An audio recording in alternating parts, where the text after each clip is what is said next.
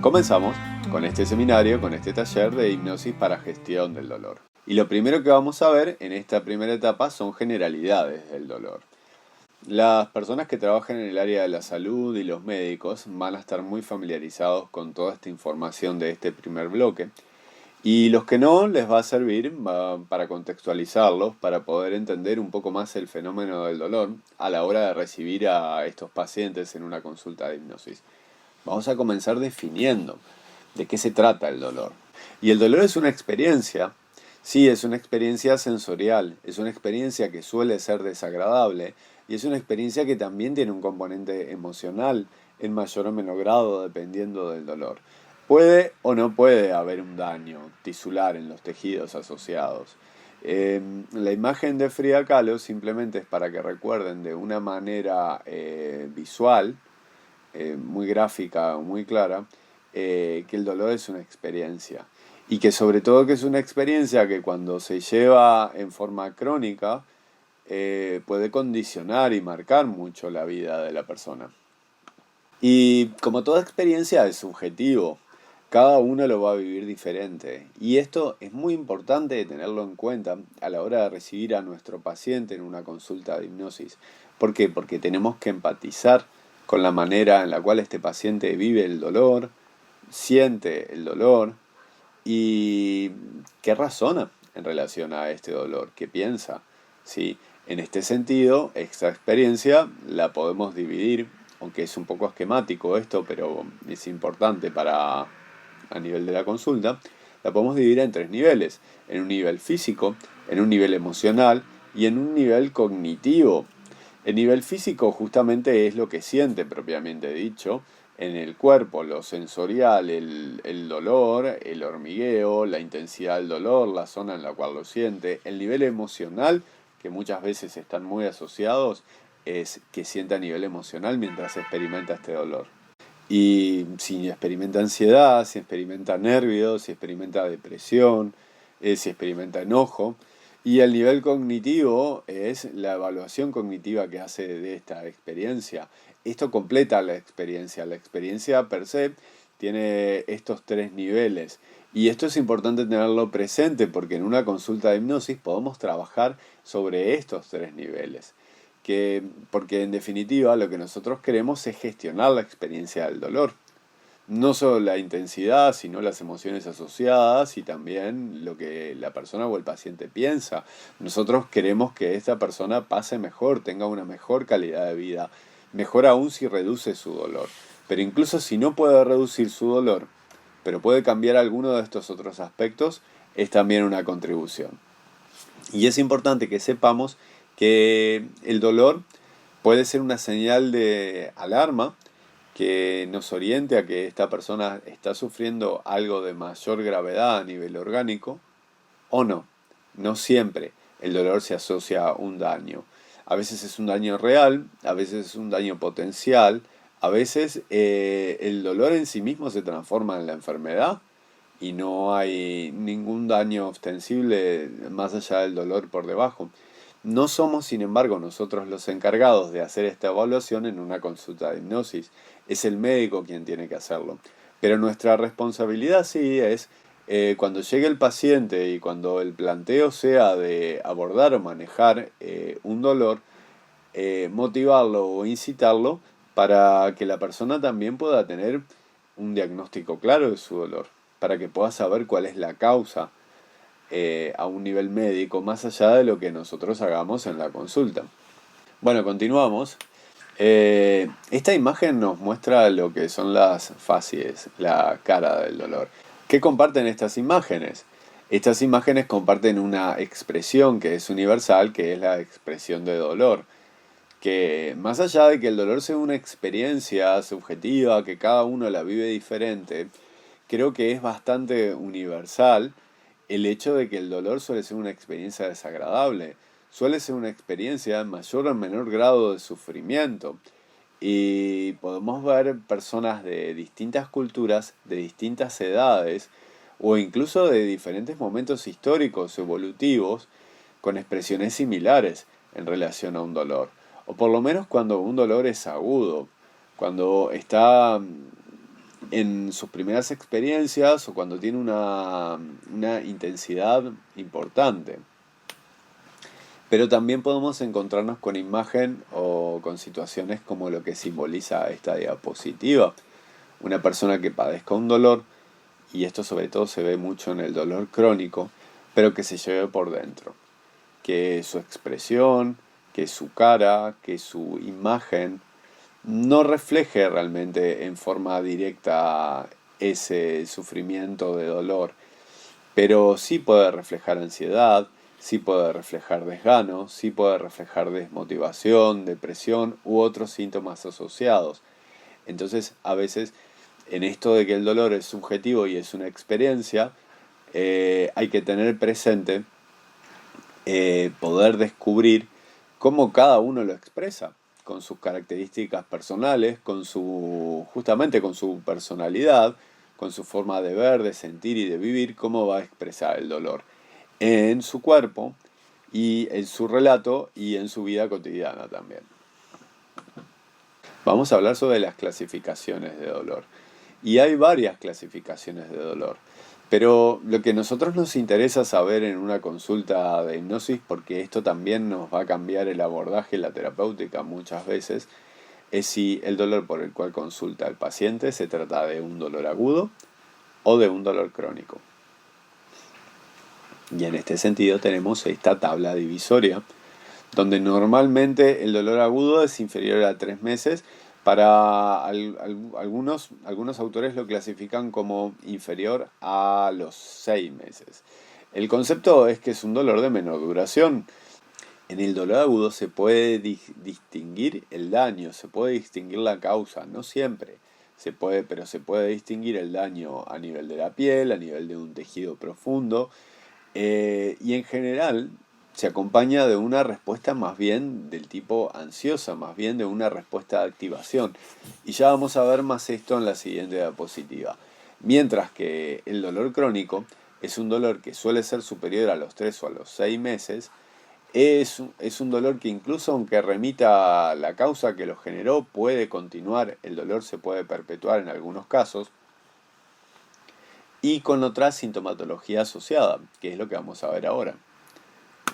El dolor agudo, fíjense que suele tener una respuesta de activación, suele tener una respuesta relacionada con la ansiedad, ¿sí? Su respuesta psicoemocional más común es la ansiedad. Sin embargo, en el dolor crónico ya aparecen otras respuestas más asociadas con el insomnio, con el estreñimiento, con la depresión. Fíjense en estos casos de dolor crónico cómo reflejan una cara, una expresión facial completamente diferente, que perfectamente puede ser la expresión de una persona que está cursando una depresión, que en este caso puede ser incluso muchas veces reactiva al dolor crónico. Puede que esa depresión o ese desgano en el ánimo no tenga otro motivo per se que no sea el dolor muchas veces. Esta diapositiva simplemente es un ejemplo de cuántas causas pueden haber de un mismo dolor. Fíjense que solamente en el dolor lumbar agudo, todas las causas que puede haber, todo lo que puede generar este dolor. ¿Por qué mostramos esta diapositiva? Porque el dolor es un fenómeno complejo del cual nosotros vamos a tratar su experiencia, pero que puede estar asociado a algún problema de salud más complicado y que en el futuro quizás lo que haya que manejar en la consulta de hipnosis no sea solamente el dolor, sino otros trastornos asociados con la enfermedad de base que el paciente quiera abordar. Simplemente es mostrarles algunos de los analgésicos que se utilizan en los pacientes con dolor. En este sentido, en la escala analgésica de la OMS, se nos enseña y se nos recomienda que utilicemos primero los analgésicos de menor intensidad, el primer escalón. Cuando el dolor no puede controlarse con esos analgésicos, pasamos al segundo escalón. Y cuando es difícil o de imposible control en esto, pasamos a los analgésicos mayores. Entonces, en general, cuando se trata de un dolor manejado con AINES, que son los analgésicos del escalón más bajo, suponemos que es un dolor de menor intensidad, excepto que el paciente esté subtratado. Y cuando el paciente ha tomado derivados o ha ingerido derivados de morfina, en general estamos hablando de un dolor de mucho más difícil manejo, ¿sí? Pero esto no es para que sepan los nombres de memoria, para que sepan los analgésicos, sino simplemente para que puedan tener esto presente también en la consulta. No es necesario que sepan todo esto, pero sí que tengan una idea, que puedan orientarse y puedan saber que hay un dolor que llamamos nociceptivo, hay otro que llamamos neuropático y hay otro tipo de dolor que llamamos psicógeno. Y que muchas veces estos tipos de dolor o estos tipos de mecanismos a la hora de generarse un dolor pueden estar asociados en un mismo dolor. Y vamos a ver de qué se trata y en qué consisten cada uno de estos dolores que tienen características diferentes. El dolor nociceptivo es el que está asociado a un daño. Normalmente tenemos receptores que se llaman nociceptores que perciben el daño, la lesión a nivel de los tejidos, a nivel de la piel y tejidos más profundos, en los ligamentos, en los huesos, incluso en las vísceras. Cuando estos receptores, que no son otra cosa que sensores nerviosos, que pequeños receptores neuronales, se activan, o sea, cuando se genera un daño y se activan estos receptores, ahí es que se da todo un mecanismo por el cual percibimos el dolor nociceptivo. Hay una cascada de mecanismos inflamatorios a nivel orgánico y bueno, y estos receptores conducen una señal, una información que llega al sistema nervioso central y al cerebro y que nos dicen, atención, daño. Desde un pinchazo, si hacemos un pinchazo ya es un dolor de tipo nociceptivo, presión, apretar, térmicos, frío, calor o incluso sustancias que pueden quemar, que pueden irritar, también puede generar este tipo de dolor nociceptivo, que como decimos puede ser superficial o puede estar en la profundidad.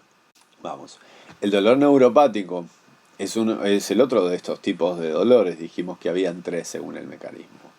Bien, que si bien no sufre, o sea, no es el de mayor proporción en la población, sí es un gran porcentaje de los dolores crónicos y es un dolor de manejo difícil o complicado muchas veces, ¿sí? Aquí, en el dolor neuropático, lo que ocurre es lo que se afecta, lo que se alteran, lo que se dañan. Ya no son, ya no hay un daño en sí en un tejido y se activan estos receptores. No, no, lo que se daña aquí es el sistema nervioso, los nervios que conducen el dolor, ¿sí? Los encargados de conducir la señal de dolor en algún punto, en algún sitio, ya sea a nivel periférico o a nivel más central, se irritan, se dañan, quedan activados o quedan funcionando mal y esto genera como una percepción, digamos, de origen neurológico, neuropático de este dolor. Y esta percepción del dolor puede ser de características diferentes. A veces este dolor neuropático se percibe como un hormigueo, a veces se percibe incluso como una pérdida de sensibilidad, como una sensibilidad diferente en algunas zonas, a veces se percibe como una hipersensibilidad, son zonas en las cuales tocarlas o cualquier estímulo se sienten de mucha mayor intensidad. Fíjense todas estas cosas porque el paciente se los puede referir con el dolor. Y como les decía que muchas veces estos dolores están asociados, muchas veces un paciente puede tener un dolor por un daño que es real, pero que está amplificado y que la zona también tiene un componente neuropático que hay y hiperalgesia, que el simple hecho de tocarlo en la zona ya está muy sensible. Y muchas veces el dolor neuropático, no siempre, pero muchas veces, puede ser crónico. Y en este sentido también es un dolor que muchas veces se acompaña de depresión y de otras alteraciones más de la vida cotidiana, alteraciones en la alimentación, alteraciones en el sueño. Fíjense que un dolor que se lleva de una manera crónica va a tener muchas más repercusiones en la vida del paciente. Y este dolor neuropático puede tener muchas causas. Puede tener causas tanto en el sistema nervioso central como periférico. Y puede tener causas muy, muy diferentes. desde el atrapamiento de un nervio hasta un trastorno metabólico, hasta una enfermedad infecciosa, una enfermedad autoinmunitaria. Nosotros lo vamos a abordar como síntoma en sí, pero siempre tener presente esto, de que es el epifenómeno, es un pequeño fenómeno asociado muchas veces a otro problema. La tríada del dolor, que se da para los pacientes con dolor neuropático, tiene que ver con esta sintomatología asociada de la cual hablábamos. Tiene que ver con muchos pacientes con depresión, con ansiedad o trastornos del sueño, que es una tríada que se da mucho en el dolor crónico, no solo en el dolor neuropático, como decíamos. La cronicidad tiende a tener estas características: depresión, trastornos en el sueño y otros trastornos en el humor. Además, una fatiga, una reducción en el funcionamiento general, en la vida de relación. Simplemente tener en cuenta que en el dolor neuropático los fármacos que se dan son diferentes y muchas veces algunos de estos fármacos son antidepresivos. No confundir, porque no siempre se está tratando a esta persona de una depresión. A veces simplemente es una manera de tratamiento de un tipo de dolor que responde a este tipo de fármacos. Y es importante preguntar esto, porque podemos hasta suponer, sospechar o sobrediagnosticar una depresión cuando no es el caso. También mostrarles que hay muchos fármacos y distintas etapas y escalones para el manejo del dolor neuropático. ¿Sí? Siempre se va a empezar con los fármacos de menor intensidad y se va a terminar con los fármacos de mayor efecto si no responden los primeros. Y el último mecanismo de dolor que vamos a ver ahora es el dolor psicógeno. ¿Sí? En este sentido, el dolor psicógeno puede ser exclusivamente psicógeno, o puede ser que tengamos un dolor neuropático o un dolor de causa orgánica nociceptiva que se amplifique a través de nuestra psiquis también. O sea que la psiquis puede funcionar como un intensificador de la percepción del dolor per se, o puede por sí mismo generar una experiencia del dolor. Hay que tener mucho cuidado con esto porque fíjense en los términos que utilizo: generar una experiencia del dolor. La persona no está inventando el dolor. Un dolor psicógeno no significa un dolor inventado. Significa que en la causa y el origen de este dolor hay factores psicológicos emocionales. Hay estrés, hay ansiedad, hay miedo u otros factores. Pero el dolor y la experiencia de dolor es real. Y en este sentido, nosotros tenemos que empatizar con el paciente en su experiencia, incluso si sospechamos que el origen es psicógeno. ¿Sí? Que además suelen tener una buena respuesta en la terapia de hipnosis, los dolores psicógenos. El dolor psicógeno suele ser un acompañante, un coadyuvante de otro tipo de dolor, insisto. Entonces, siempre creo que hay que buscarlo, no tanto en su forma pura, sino asociados también a un dolor crónico. Aquí algunos de los ejemplos de dolores que pueden tener componentes psicógenos, pero son solo ejemplos, son las cefaleas, los dolores de espalda, por ejemplo las lumbalgias, pero tantos otros dolores pueden tener este componente, que sería una simplificación excesiva decir que solo son estos.